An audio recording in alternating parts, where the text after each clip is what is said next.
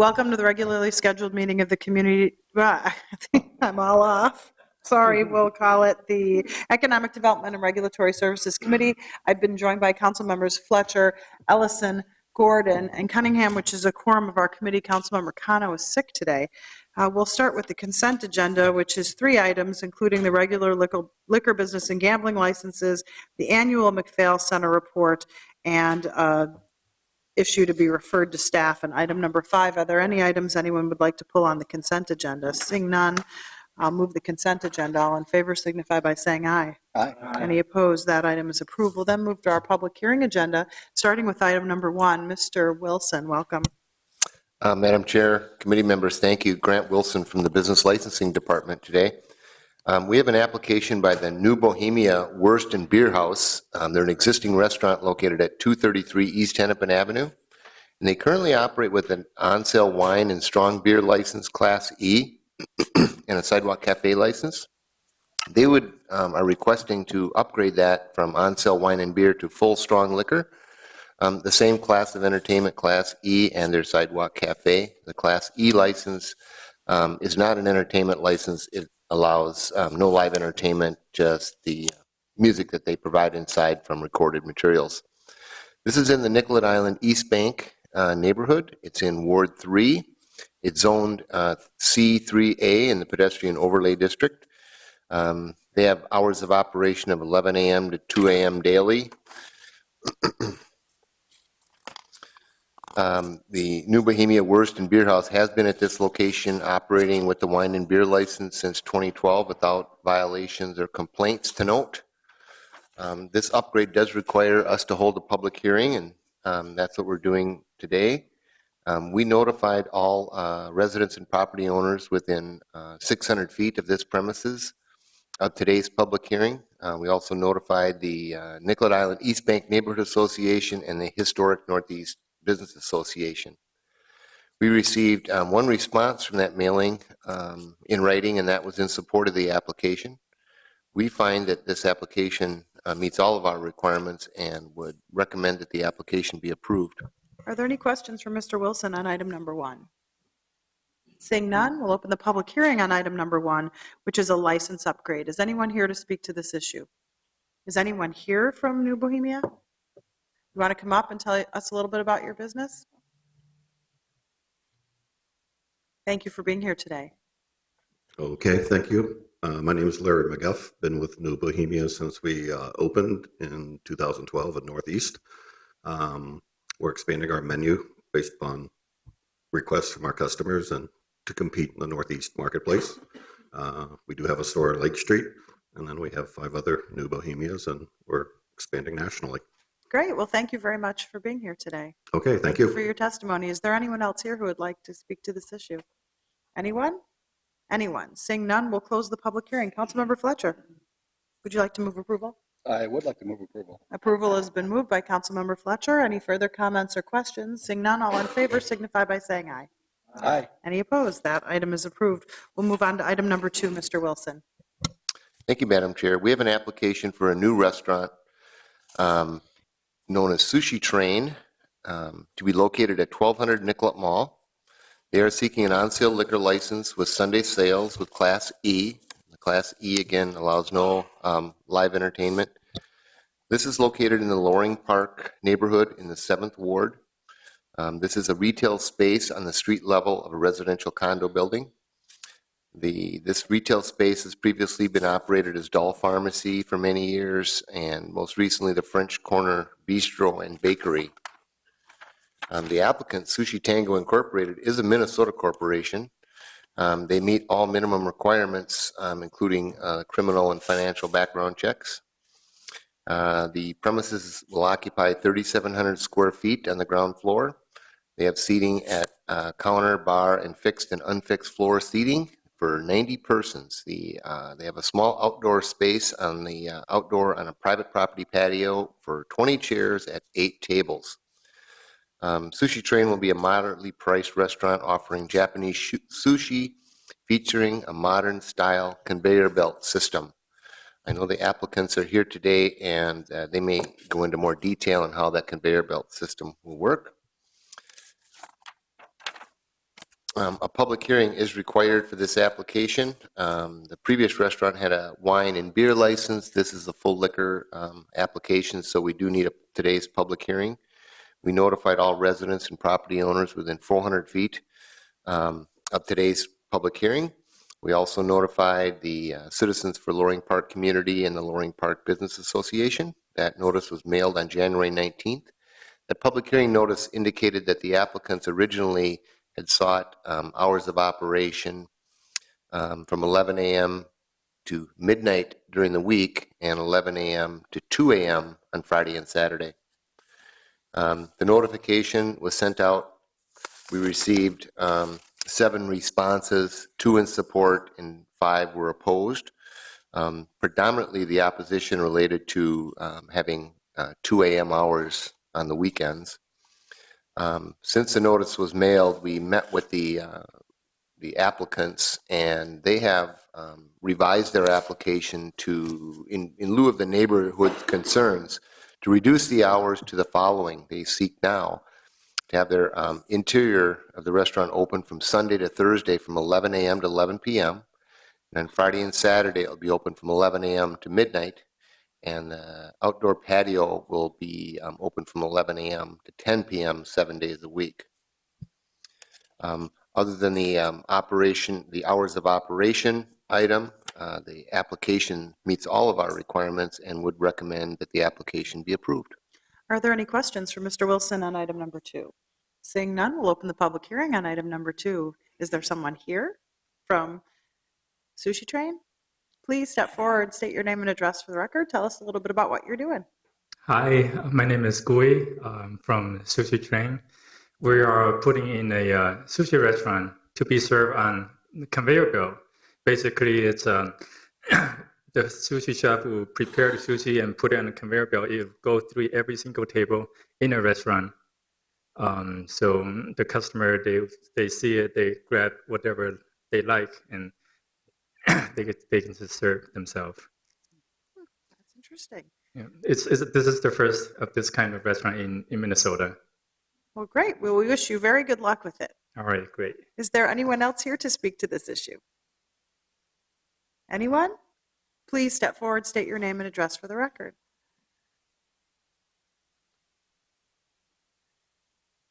Good afternoon, council members. My name is Vlad Ebert. I used to be co-owner with my wife of the French Corner. So I think it's a very good idea to have that place, the Sushi Train, and on that spot. I'm sure they're going to do very good for the employment, very good for the city, because the way I'm familiar with this concept is very first, like you said, in Minnesota, and very popular on the east and west coast. And I'm sure we're going to be, it's going to be a destination point rather than just a place to eat. So I'm for it. Great. Well, thank you. Thank you. Thank you for being here today. Is there anyone else here to speak to this issue? Anyone? Anyone? Seeing none, we'll close the public hearing. Councilmember Fletcher. I'll move approval of Sushi Train's application. Approval has been moved of the staff recommendation for the Sushi Train application, including the hours of operation as noted by Mr. Wilson. Are there further comments or questions? Seeing none, all in favor signify by saying aye. Aye. Any opposed? That item is approved. Thank you all for being here today. We'll move on then to our remaining item, which is item number 6, which is a brief presentation on the Great Streets Facade Improvement Grant Program.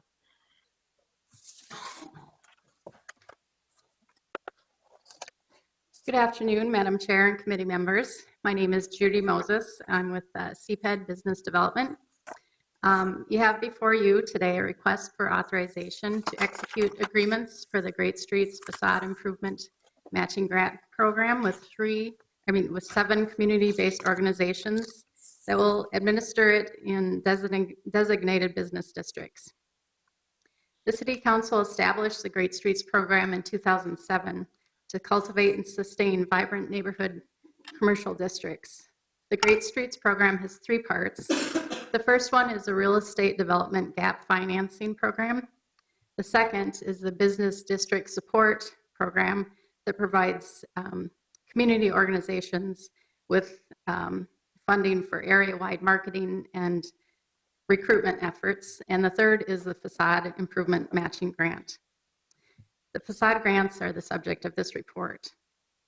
The facade program improves the appearance and curb appeal of individual buildings and commercial districts, making them more inviting places to walk and shop. As a matching grant, the program provides an incentive for businesses and property owners to improve their buildings and storefronts. The types of improvements funded range from painting, signage, awnings, murals, and up to full-scale projects that would include tuck pointing, new windows and doors. Administrators and businesses find that both small and large building renovation projects can impact the look and feel of commercial areas. In 2017, the program provided over $277,000 to 115 projects that leveraged over $1 million in private matching funds. During the program's 10-year history, we've assisted 820 projects worth more than $8 million in total property investment. For this round, CPED issued an RFP in October of last year. We received 7 proposals from organizations. The organizations who administer the grants are responsible for the marketing, assisting business owners with the application process, keeping records, and tracking each award. They also review the applications for eligibility and provide the city with required documentation. The organizations can charge up to 15% for admin fees based off the award.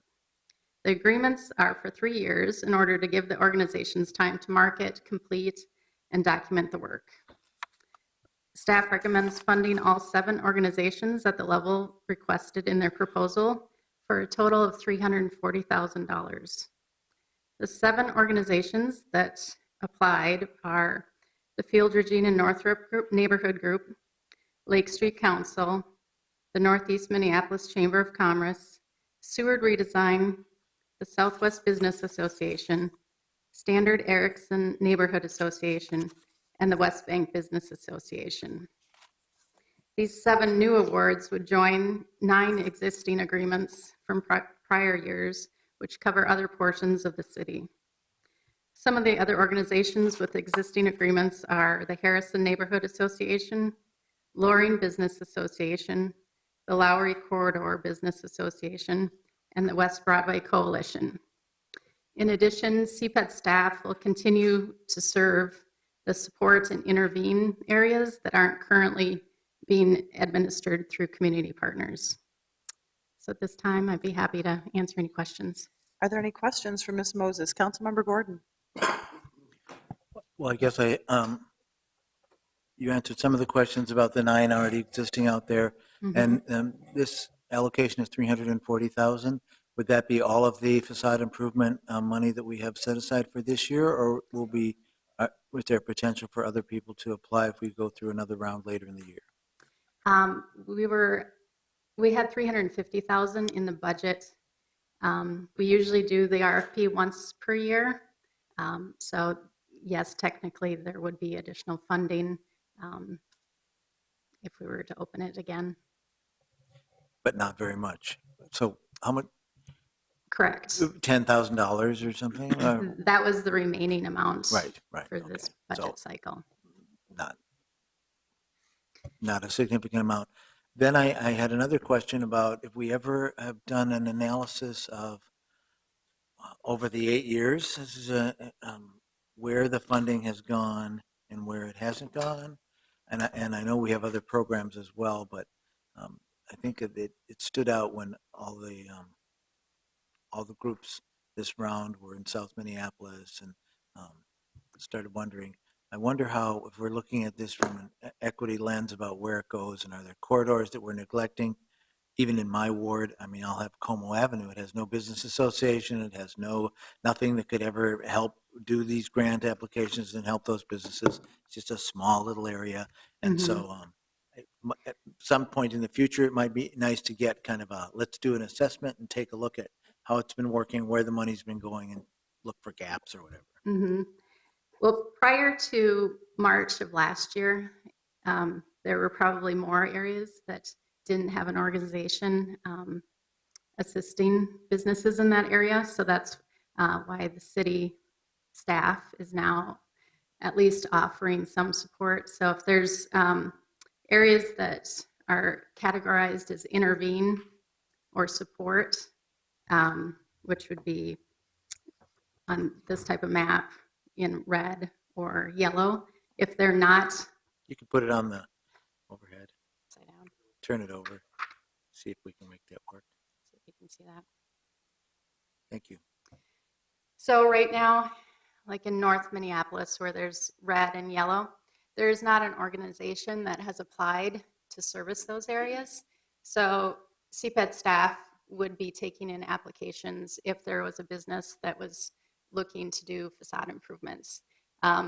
It is correct, areas by Dinkytown are categorized in the monitor area, which are the strongest economic areas. So we do have a limited amount of funding, so we are prioritizing the ones that are in the intervene or support. So. Excellent. Thank you very much. Further questions? Councilmember Ellison.